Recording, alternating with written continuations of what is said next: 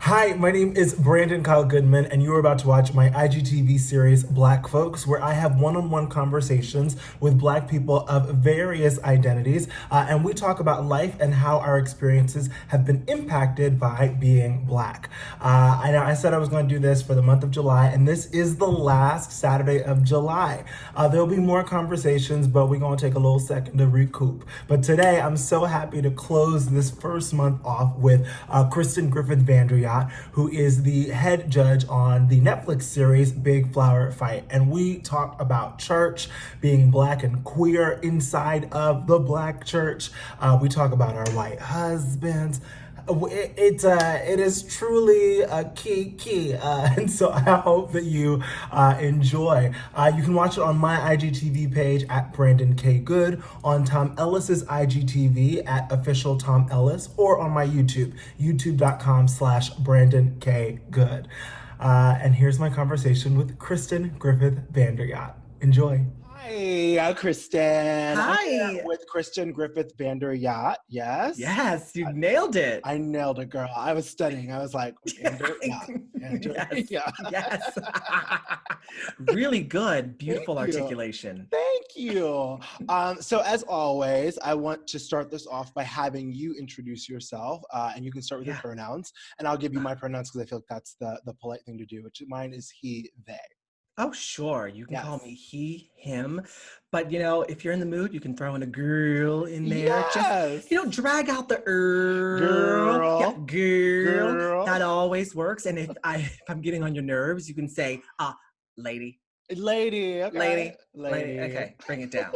I love that. I love that. Yeah, I'm Kristen Griffith VanderYacht. I am the head judge on the Big Flower Fight on Netflix. We love to see I'm wearing my flower for you. Yes, it's beautiful, and I've got flowers all Yes.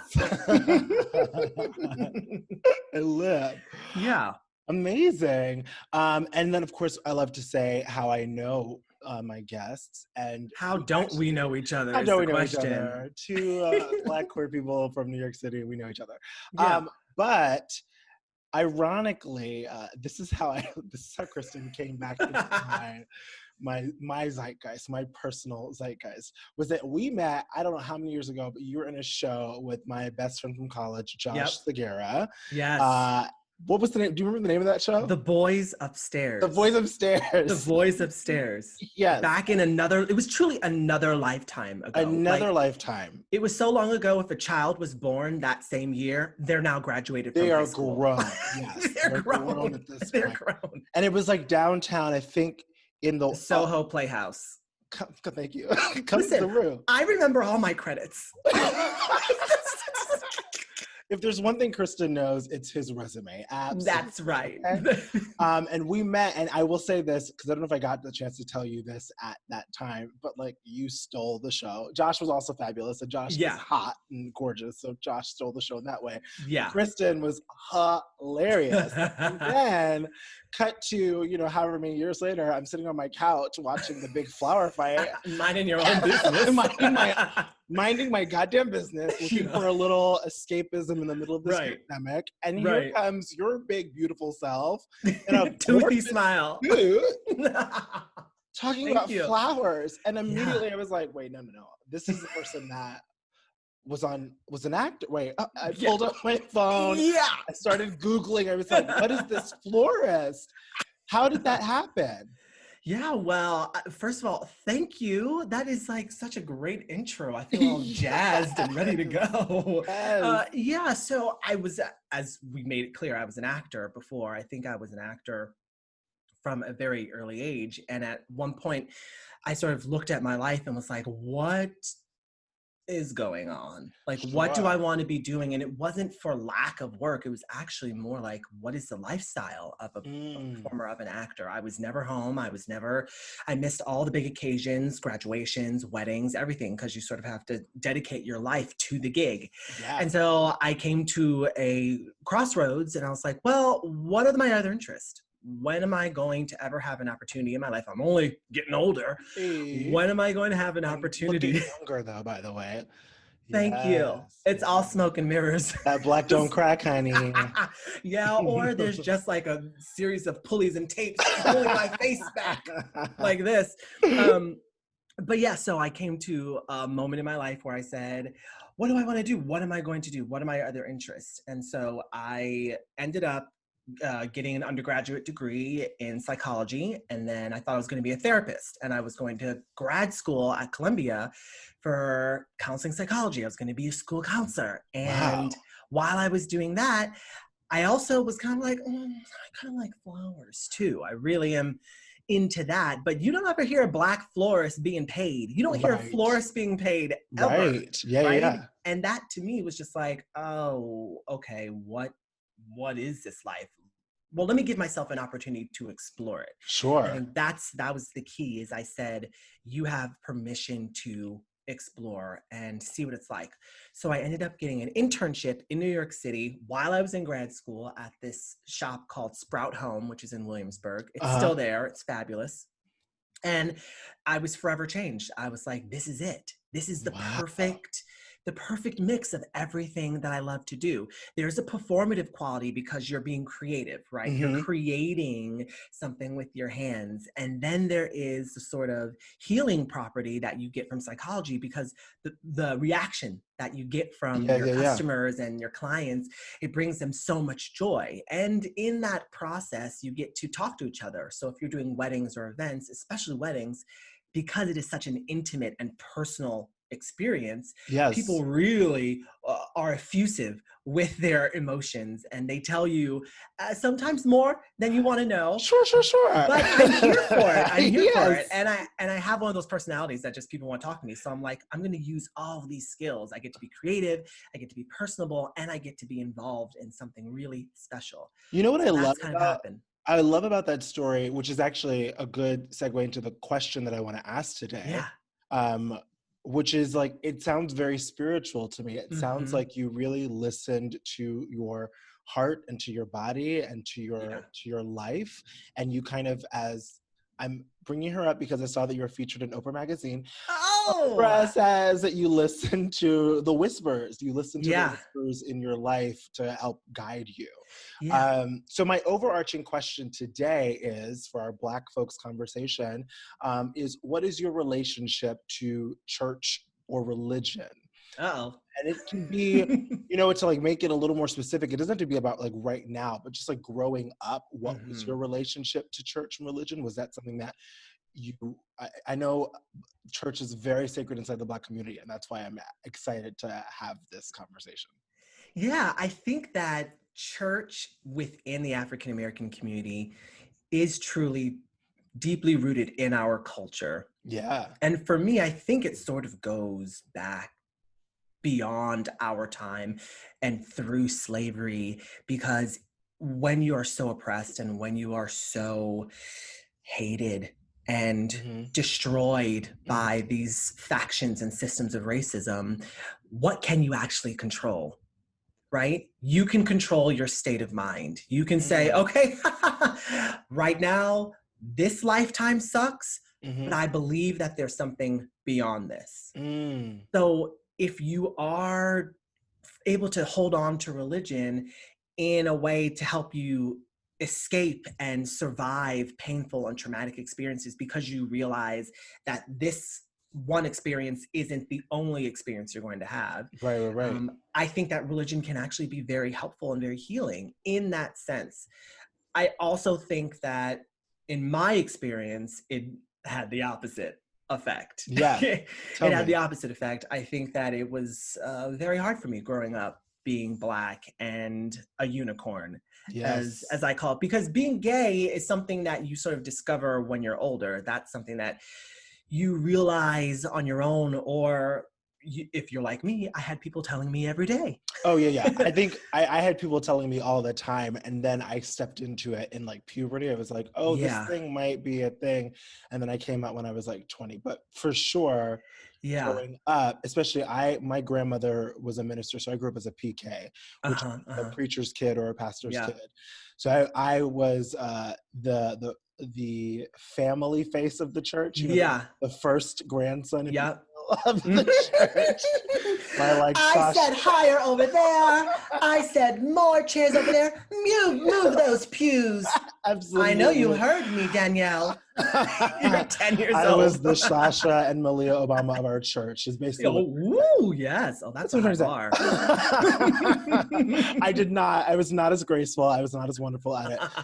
But definitely that I think I might have had a lighter experience in terms of how people reacted to my queerness because my grandmother was in charge. Right. It was a thing. There was something that you feel othered, right? And so then your Blackness and Black relationship to church goes into immediate conflict with your queerness, which brings us to this conversation about intersections, right? Yeah. And I'm queer, but I'm also Black, and I can't separate those things. And so how do I kind of make my space inside of the church? Well, it was a double whammy. In fact, I think it was a triple whammy for me, because not only was I, a unicorn in a room full of brown horses, I also was our family was one of the only Black families in an entirely white church. Ooh. So I grew up Seventh-day Adventist. Okay, do you know anything that? about Seventh-day Adventism? No, tell me about that. Okay, buckle in, girl. Okay, so strapped in. Let's go. Seventh-day Adventism is a version of Christianity. It's like a denomination of Christianity, but instead of going to church on Sunday, they go to church on Saturday. Okay. So, and there's things that sort of align with Judaism as well. So they worship on the Sabbath. We call it Sabbath. From sundown Friday night to sundown Saturday night. That is considered the Sabbath. Okay. So it's from nighttime to nighttime is considered one day. And you're not allowed to do anything secular at all during that time. You can't cook, no TV, no playing games, no doing anything that is outside of reflecting on the Bible and Jesus. So you can read the Bible, you can have Bible study, you can do all of that. And then there are these sort of rules that govern the church. Like there are no women pastors, at least the last time. I've been out of that religion for a very long time. So I don't want to, it could have been updated since then. Sure. But last time I checked, there are no female pastors allowed. I remember growing up hearing that women weren't allowed to wear makeup, no jewelry, no piercings, no tattoos. Wow. No nothing that's really going to, make you stand out in a way. Yeah. It's about a lot of conformity. My mother, on the other hand, she was like, I'm gonna sit here, I'm wearing all of this mink and I'm wearing all of this makeup and this hair is down my back. Say something. I love your mother. Yeah, my mother's fabulous. Totally. She looks like Shirley Ralph, BT Dubs. I'll send you a photo. Oh my God, queen. She's like stunning. She's stunning. Yes. So growing up, I actually got to see someone rebelling against that. Sure. And like being really fabulous and amazing in that way.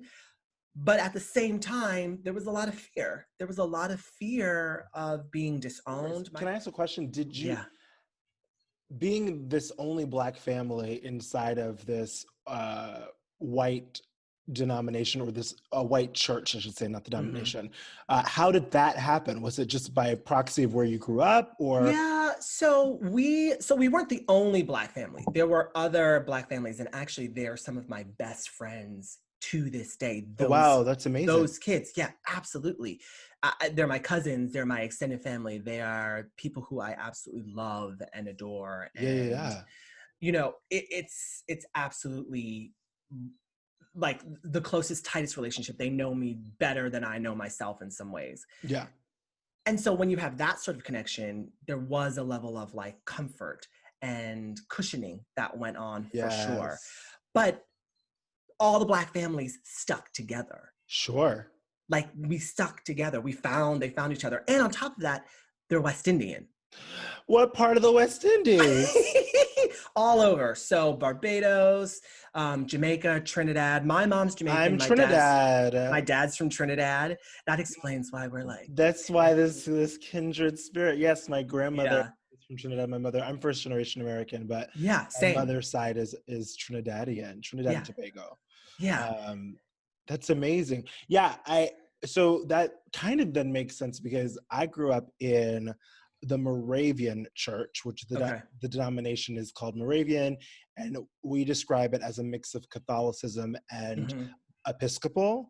Sure. Um, I wish that the church was as short as Catholic, an hour, but not. I went Was it to longer? It's oh, long.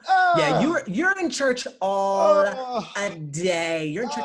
We would get oh. there at 10 a.m. So this is how church went first. We would get there at 10 a.m., right? Yeah. That's where you have what do we call it? Preschool. We had preschool. So it was all the kids would go off Yes. and have Sunday like school at Sunday 9. school. Yeah, yeah. It was called Yes. preschool, Bible school, whatever you call it, right? Yeah. You had that. Then at 11, then That's when 11, you church have to started. go. That's when church starts. Yes. You're not out of church until 2 Yeah. or 3. 3. It's That's early. right. That's early too, girl. That's Like, I early. mean, as a little kid, you're sitting there being like, Oh, as a what is kid, happening? it's just tragic. Yeah, we Take got snacks. You bring in coloring absolutely. books. Like, Grandma why are you had making it? snacks in her little purse. Yeah. Like, my snacks were like, were Altoids or Tic Tacs, Yeah. like anything just to like break up the tension. It's so insane. Yeah, we started Sunday school at 9, and then church at 11, out by 2, 3. But then if there were like anything afterwards, like women's meetings or men's, how they I forget what it's called, but like there's like the ladies group, and then there's like Right, the right, right, right, right. Because they have to separate. yes, and They then separate. they create events and they do stuff like, Yeah. and then there's also like the children, the teenage group. I don't know, but what was interesting is that the denomination, as I understand it, the Moravian denomination, a lot of the churches are usually pretty much white, but then Right. there are, and I might be messing this up, so I'm going to say that as a disclaimer to anyone who is Moravian. Right, because they 'Cause will come for you in the comments. They I'm will like, drag you through the not true. mud. Right, And then the denominations that are the churches that I went to were all black, right. all like the black churches. Like our church was in Brooklyn, and then my grandmother opened one in Queens, and then there was also one in Trinidad, as far as I know. There were black versions of our church that Okay. were growing up, but I'm not exactly sure how we ended up at this particular church that was predominantly white. Yeah. I think that there was a school attached to it. There was a So school attached to mine. Oh my So goodness. we all ended up going to school for the 5 days of the week. And then on Saturday, we would go to church there. And I think there was You some lived sort of there. You lived. might as well. Lived. Apartment. I knew as a kid, okay, that door's locked. Okay, they're trying to lock me at the playground. I know there's a window open over here because I left it open on Friday on school. Yes. So we're gonna go climb through there. We're gonna go over there. Da-da-da-da. Like you just knew it was just your your life. place. I Mhm. guess. Okay, so then my question for you now, knowing that you're a Seventh Day Adventist, and I'm Yeah. Moravian. So when you were introduced to what the zeitgeist kind of, or the country, I would say, Mhm. accepts as the traditional Black church, which I would Mhm. argue is kind of Mhm. like the Southern Baptist, Right. still same length of time, but definitely Yeah. much more energetic. I would say that my church was Hype. I call it hype. I said, oh, yes, which I live for. Listen, right. I love my gospel. I'm listening to my Kirk Franklin, my Leandra Johnson all day. But Right. when you were introduced to that, do you remember the first time that you recognized that there was what was called kind of the Black church and that Yes. wasn't yours? Do you remember that moment? Absolutely. So I joined this youth theater group in Detroit called Mosaic Youth Theater of Detroit. And it was truly my way of trying to expand my world because all I had known were these sort of Seventh-day Adventist Sure. groups and all these people. And I was like, I gotta get out of here. Yeah. And so I researched it, I found it, I auditioned, I got into it, and I was maybe 11. I think I was 11 or 12 at the time. And all those, so there were 2 sections. It was like the acting part, and then there was the singing part. Yeah. I went in there being like, but I thought we were gonna do both.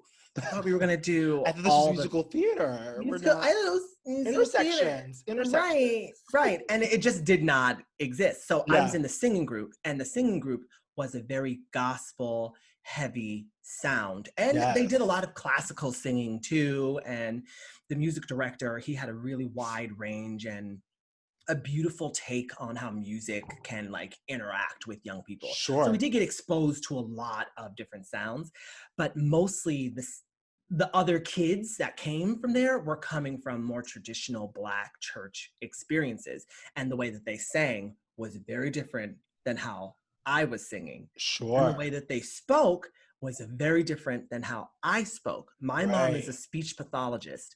And Oh, right, okay. Okay. I'm with you. right. I'm with Yeah. you. My Yeah. mother is My not a mom. sociologist, but whenever I said Manhattan, we're from New York, she was like, she would literally go, "What?" I said, "Are we going into Manhattan?" She's like, "I'm sorry, what are you saying?" Manhattan. When are we going to Manhattan? Manhattan. Right, right. And my mother was determined that people would not be able to other me or pigeonhole me based on the way that I spoke. So she Sure. worked very hard to make me have a very like average, universal sounding Sure, sure, way of sure. talking, Well, which is that's perfectly fine. interesting. Let's talk about that after, but keep going. I love that. Right. So when I was in that environment, I wasn't Black enough for the Mosaic Youth Theater of Detroit crew. They were like, you talk white.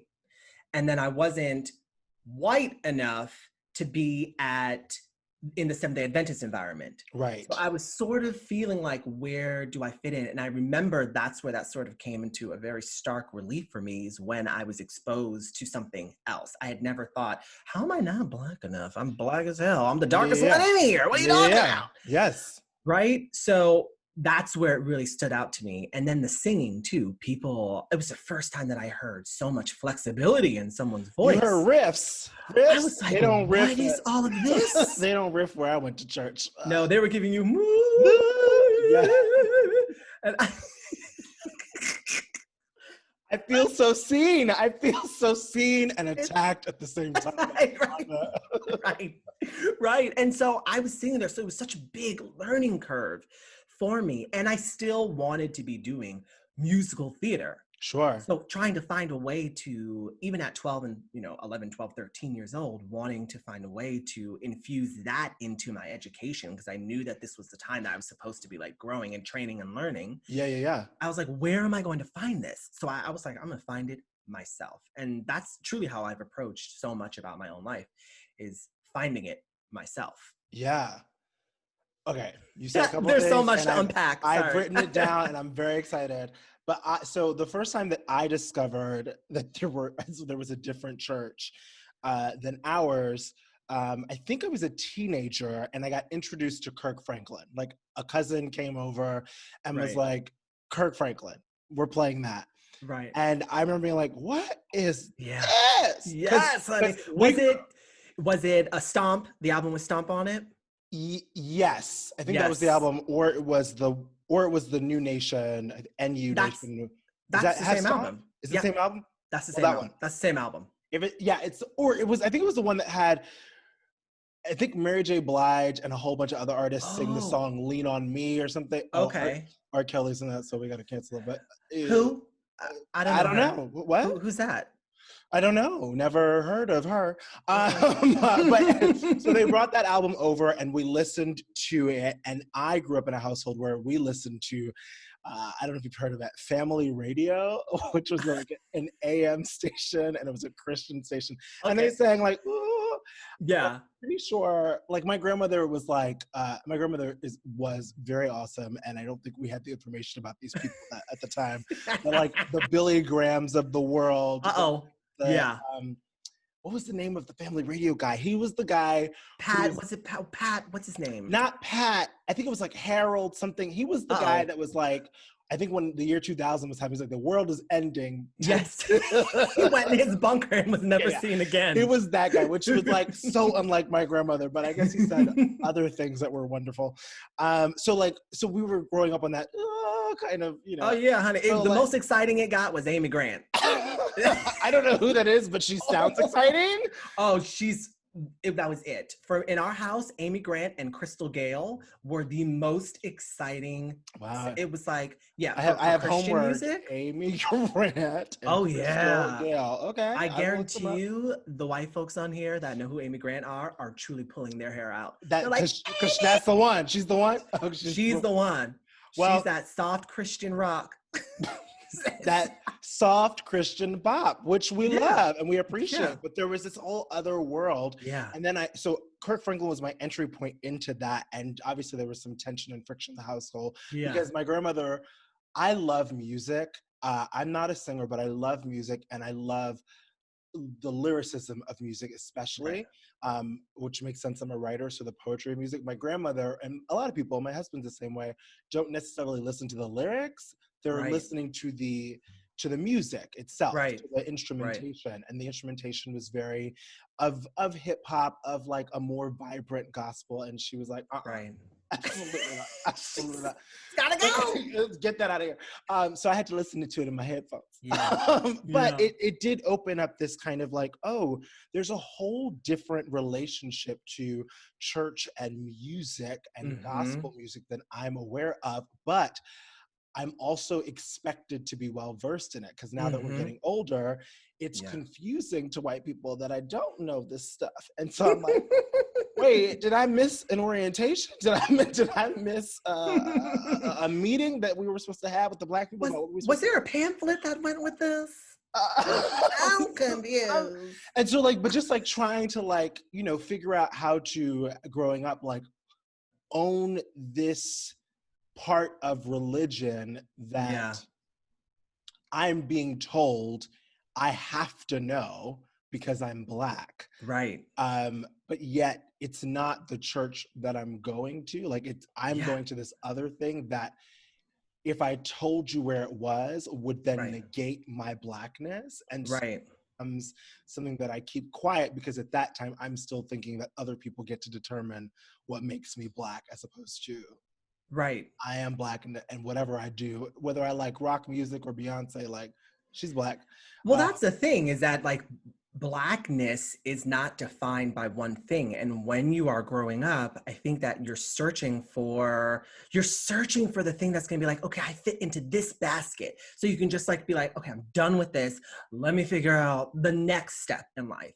And as you get older, you realize that it's not actually red, yellow, blue. It's all those colors sort of jumbled together and you take pieces from these different baskets and then you make your own basket at the same time. Yeah, well, it's like, it's just like this idea of qualifying and quantifying Blackness is something that I hope that we can eradicate because it's not, you can't tell me because I speak a certain way or I don't speak a certain way, because I like a certain thing or I don't like a certain thing, that I am or am not Black. Like the only thing I want as a Black person is to appreciate the lineage and the heritage and the expansiveness of the history of my Blackness. And that includes the Moravian and the Seventh-day Adventist and Southern Baptist, and like how beautiful is that we get to be all of those things as opposed to trying to fit into whatever honestly white supremacist box of what a caricature of a Black person is. And I think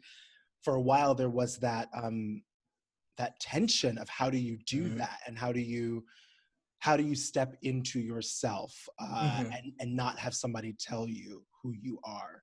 Right. Now I want to ask you about your mother. Pauline, go Pauline. So Pauline trying to get you to have a universally sounding voice. Tell me more about that. I don't have a specific question. So it wasn't necessarily in cadence. It was mostly in diction. Because my mother has a Jamaican accent that she has worked out. When she gets angry, it comes out, right? Or when she's around her relatives, her brothers and sisters, it's much stronger. But in general, I think that she was sort of prepping me for white America. She was prepping me to survive in a world. I think that is why she also drove us 45 minutes away from our house to Taylor, Michigan, to go to this private Seventh-day Adventist school that was mostly white, right? Because she was in her head thinking, I need to give my kids the best opportunities to overcome what the world is going to throw at them. And so that means a great education. That means a really strong sense of self, confidence. And in addition to that, the ability to articulate. Yeah. And so I think she was looking at it through that lens, not necessarily in a lens to change me. No. Right. But what in I a lens heard was to prepare. Like, yes. I mean, that's what I heard. I mean, I heard preparation and I heard safety. Do you know? Exactly. Like knowing that your Black child is going to be thrust into white America at some point. And I think that it's my mother, you know, single mom with my grandmother raised me together. And I think that, and obviously immigrated as your parents did from the islands.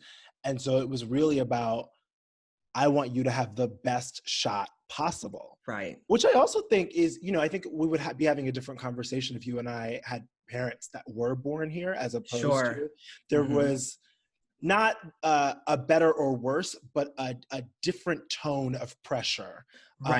You know, just because this isn't their native country, you know? And so they came here seeking something. Yes. When you come from another place, whether it's to one state to the other, right? Yeah.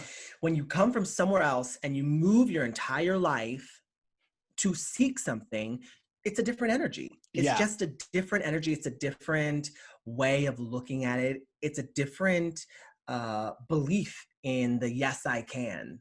Yeah. And it brings everyone in your circle, and you start to seek out people to add to that circle that are going to continue to uplift and hold up those ideals. Absolutely.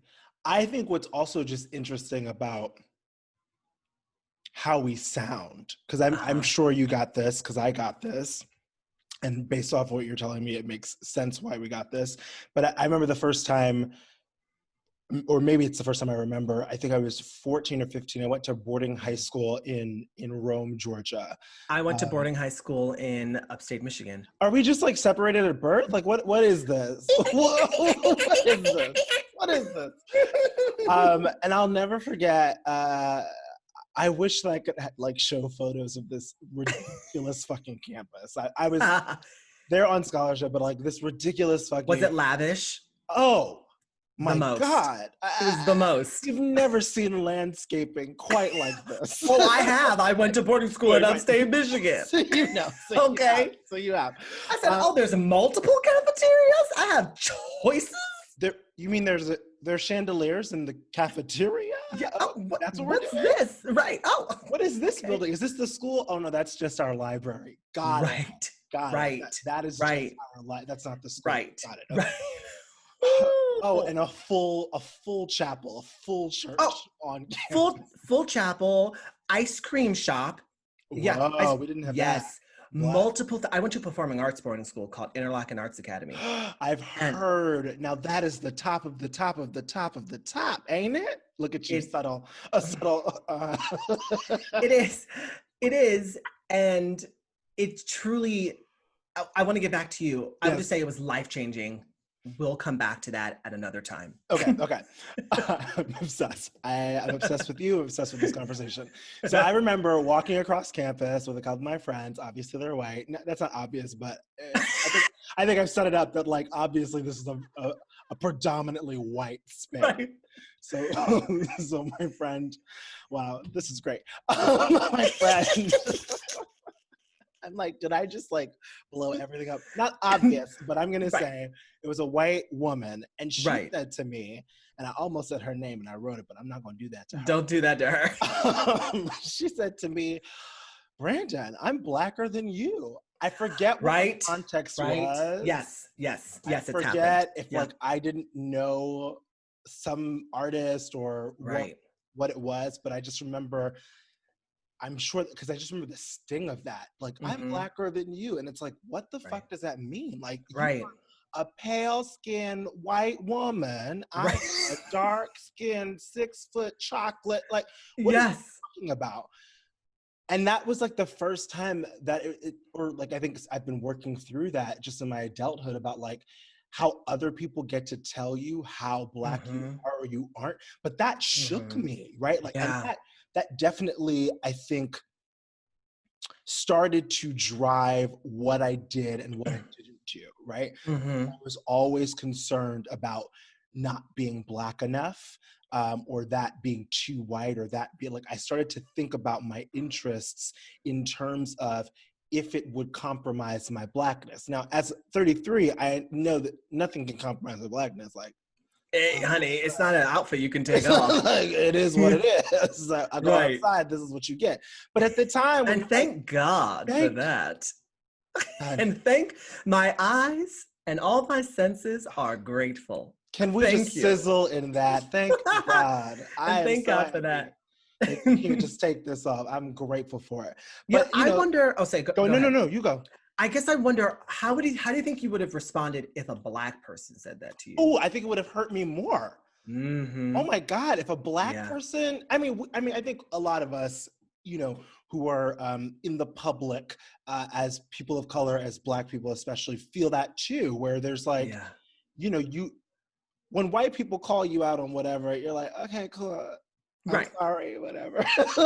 But when Black people call you out, or call you in, or question, or drag you, I don't know, I'm gonna say for me, there is an embarrassment, there is a shame, and I want to also preface, they're not necessarily saying something correct, right? Not always a correct view, but it just stings differently because I would never want to do anything, especially in a public position, that could compromise the community, which even that is fascinating because I don't think white people feel that. I don't believe that any of our white celebrities or any white person in a position of public, public life feels that like, oh, if I do this, I'm gonna embarrass white people. But I do think as Black people, and maybe not all of us, but I think in the Black celebrities and Black people who are in public life that I've spoken to, there is that pressure to like represent the culture well. Right. I think that I'd be curious I'd just be curious to know from a white person's experience if they've ever had someone tell them, you're not white enough. What that you said that, and I was like, is that a compliment? I don't like how would they take it? Right? Because I guess because I've asked, because you've had that happen to you. I know that I've had it happen where someone says you're not Black enough. I always wonder for them if someone's ever said to them, you're not white enough, and what that would feel like for them on that end, right? Because that just goes sort of back to what you were talking about the identity part of how we define ourselves. How do we define ourselves? What actually is Black enough? Right. What really is Black enough? So you're talking about the community and all of those things. What actually? And we can't answer this because we're not white. But I know. I wish I could have like a white person. Just like three ways I went in. But I think it just sort of talks about. It sort of hits what you're talking about in the sense of there doesn't feel like, for Black people, you can't be anything but Black. And at every moment of every day, it's in the background of who you are. And I don't necessarily think that exists for non-Black people, but I can't actually speak on that because I'm not anything other than Black. Yeah. I mean, I would think that it possibly exists for just POC, like Latinx and Asian people. I'm sure that exists, but I would definitely say that it doesn't exist. And white people, if it does, you can inform us. But I would imagine that it doesn't exist for white people because white people are considered, and I'm going to use a triggering phrase, are considered the norm, right? Like we are all taught to and conditioned to attain whiteness or be like white people. And so white people aren't trying to be white. They are white. They're not considering their identity in that way. Right. But also, I also think as Black people, we are often conditioned to always consider, which is not necessarily a bad thing, to always consider each other and always consider community, and always like my grandmother would always say like you can't go out here in the dusty clothes because right. you Well, how's that gonna represent live without me? exactly. Oh no, change that because that you can't. It's true though. Which because they were sending me into white spaces, and it's like if I show up with like crust in my eye, right, as like the one black kid or one of three black kids in this space, right, it does mean something. It shouldn't, but there is a way that you're treated. Like you already have. Just being black, being queer, there are already things that are stacked up when you move in certain spaces. So then to add like, you're not dressed right and you got a crusty eye and like your breath is off, my mother would be like, oh, geez, no, please don't do that to me. But it's also pride. It's also like what it boils down to. It's not like you're going into a white space. It's also like, take some pride in yourself. Take some pride in our family. Take some pride in what you're presenting out to the rest of the world. And so that sort of instillment of pride, yes, we're being prepared to exist in these sorts of spaces that seek to oppress us and other us. But at the same time, it's like, even if you're amongst all other black folks, you still have to come correct. Take some pride in your appearance. I even say the same thing to my son, and he's 2. I'm like, you can't go out the house looking like that. Let me come. And he's white. He's a little white kid.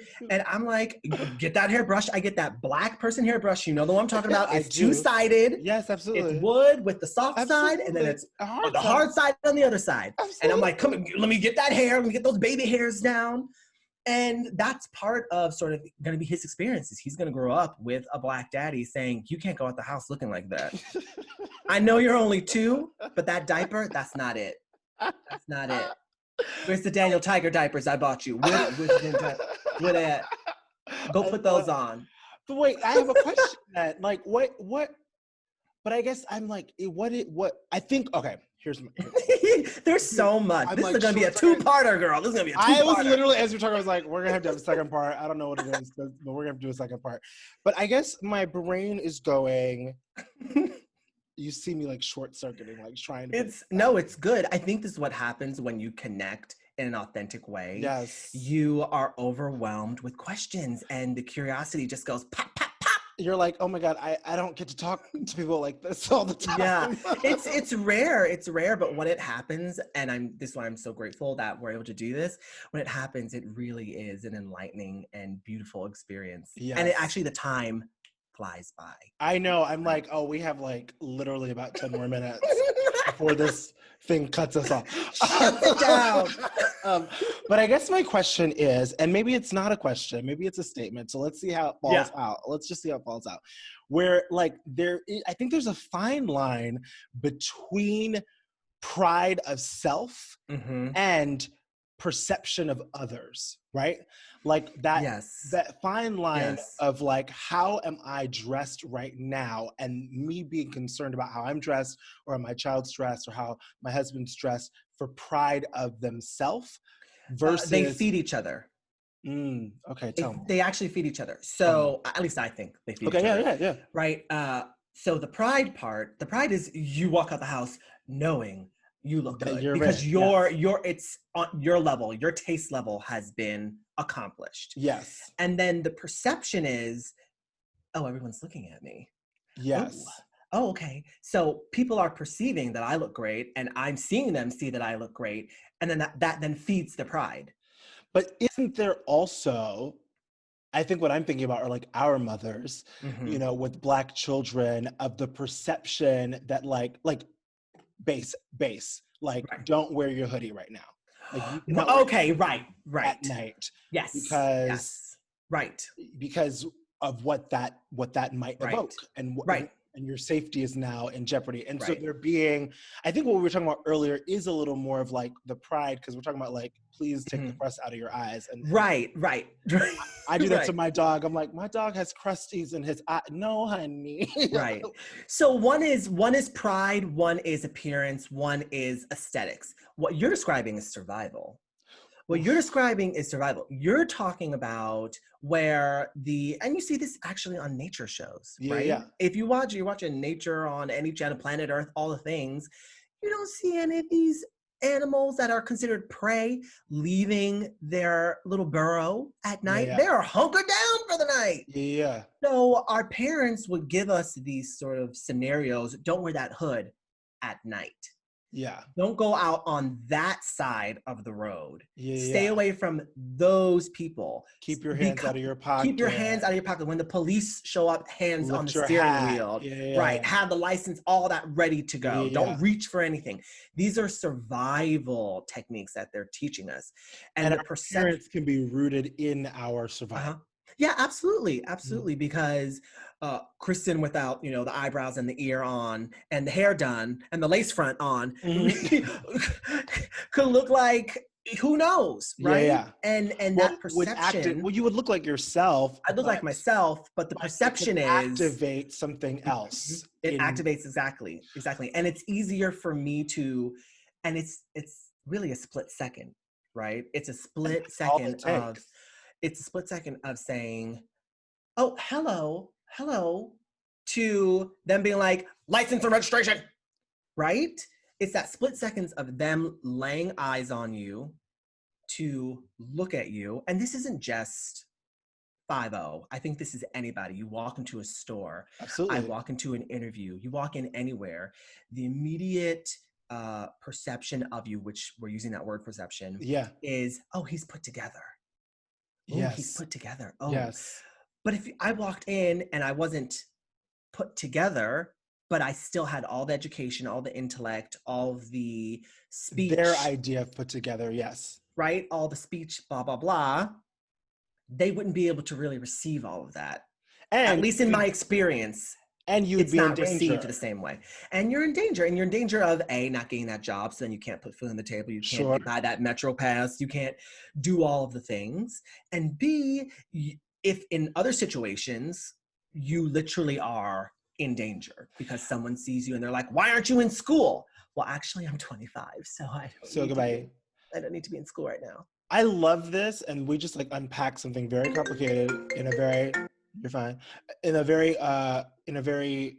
I think, succinct way, which is that I think it's twofold. I think what I was saying is what gets blurry and confusing to me a little bit is I care about my appearance just for me because I love my appearance. Right.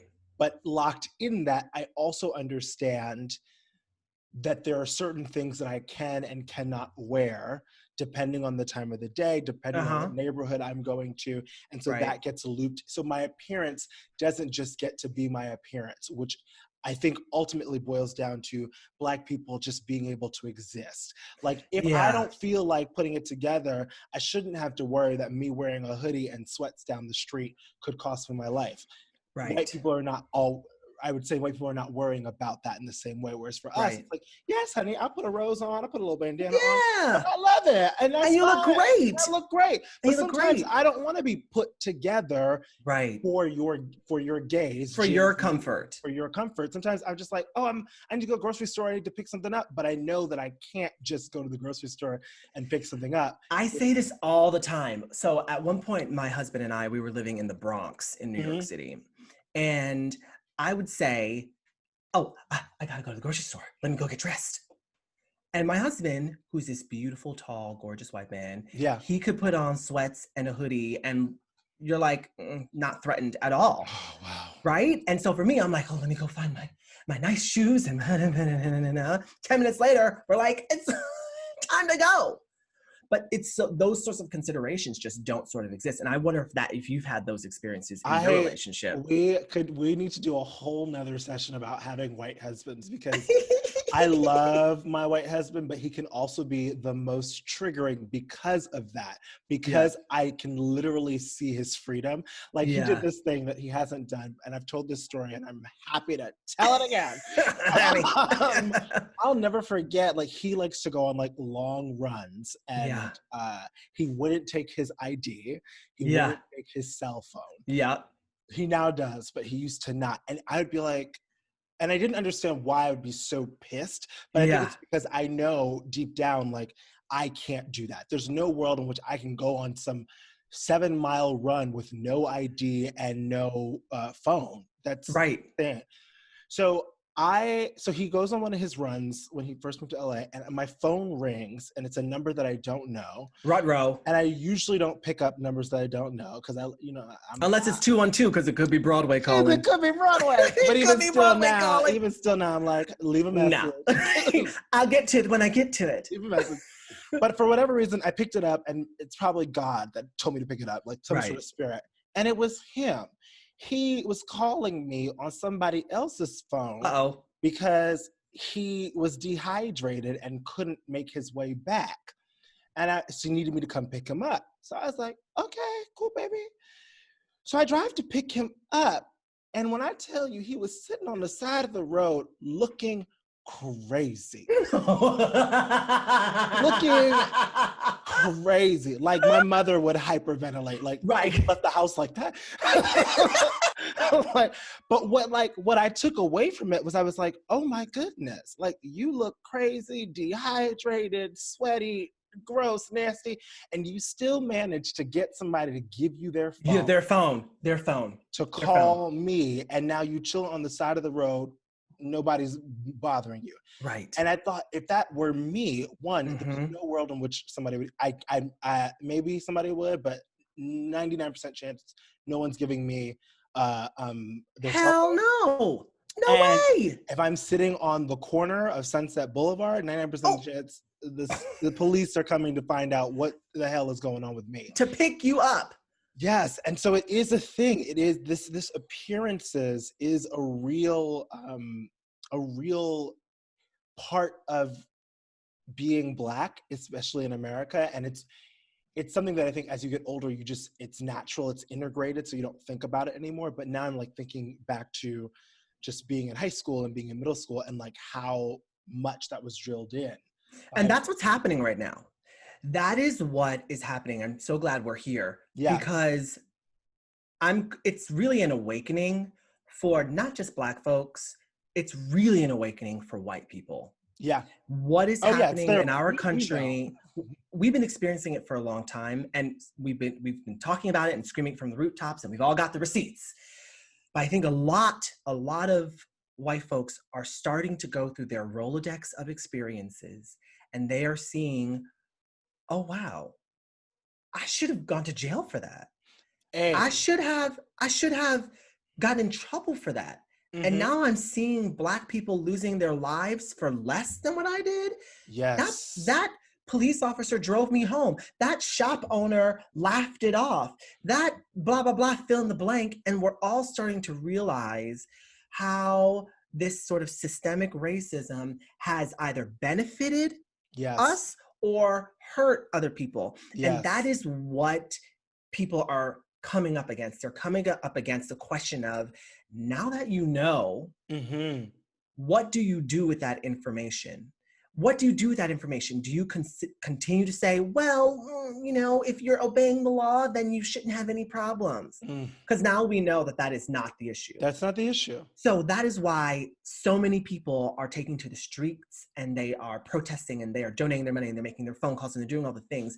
But really what's happening is they are starting to unpack their own trauma. They are unpacking their own trauma because regardless of whether or not you survived that encounter or you survived that experience as a white person, you recognize that your freedom meant that someone else was oppressed. And that in itself is traumatizing. Amen. So having to swallow that prickly golf ball is really hard for a lot of people. But they're gonna have to do it, swallow it. But it's important. It's actually important because there's no way that this conversation will move forward without white people making the changes. This is their fight actually, because Black folks have been doing this for as long as I can remember. I know this is a tangent.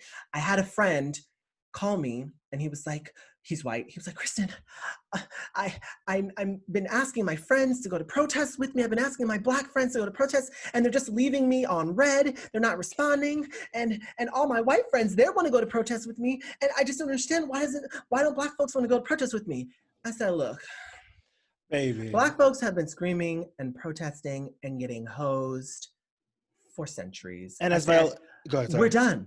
We're done. Yes. Yes. I said, you go get tased. Yes. You go get you put yourself, gassed. you put yourself in the line of fire. Our lives are in the line of fire every day. We're gonna show up and we're gonna do we're gonna do our thing, but even if we don't, you need to be there. As Viola exactly says, like, my life is a protest. Like, this life that we're living is a rebellion. Like, every day. And I think about, especially when I think about Black trans women, Black women in general, like, every day that we get up and we show up and we get dressed and you see us, that's a protest. It is. Because y'all, the country is not set up for us. Listen. And we're also talking about how do you protest, right? Because this sort of prescribed way of protesting, as soon as you hear protesting, you're thinking marching, signs, marching and signs. That's what we're thinking of protest. But actually, protesting can come in many forms, like Viola Davis said, and like you just said, by merely being Black, that's a protest because you are challenging systemic racism through your existence. Art is a protest. If you look historically, art actually flourishes and thrives during times of social injustice and social unrest, because the sheer angst, the sheer anxiety and experience of living in a world where you don't feel safe is transracial. It is, well, that's actually not the right word. No, it transcends race. It transcends race. And it makes everyone sort of connect in a deeper way. So that's when you're going to, and you're seeing Kehinde Wiley's work, and you're out there and you're like, oh, and you're having these big emotional experiences. That's because he is emoting and he's speaking to us through his art. So if you are you don't have the means to go to the protest, maybe you're immunocompromised and you can't do that right now, or you don't have the money to donate, or you don't feel comfortable making phone calls and doing all that stuff. You don't have internet, or whatever the case is. My advice is create. Find a way to be creative. Find a way to fill your space and your life with your passion and your art. Because what's going to happen is one other person, even if it's one other person, sees that, they're going to say, oh, wow, I see this passion. I'm feeling this passion. And it's going to inspire them to give themselves permission, like I gave myself permission all those years ago, to maybe be creative too. And they will in return find healing. They'll find healing because they're working through all the trauma that we are all experiencing right now. You're working through it in a productive way. And in the end, not only will you have made space in your head to process through this creative endeavor, you also end up with something beautiful. Whether it's a play, whether it's a sculpture, whether you have made figure eights in your carpet with your vacuum machine. It is your creative process, and it's through that journey that you are able to grow and heal and start to feel better about these awful experiences that we all are having. It's collective. Yes. The power of art is undeniable. And I think what you're also touching on about in terms of the art is you have to be engaged. You have to engage in some way. This thing doesn't change if you're not engaging. And however you choose to engage, there are so many ways to do it. But you have to engage. It's not how you show up, it's that you're showing up. Thank you. Share up.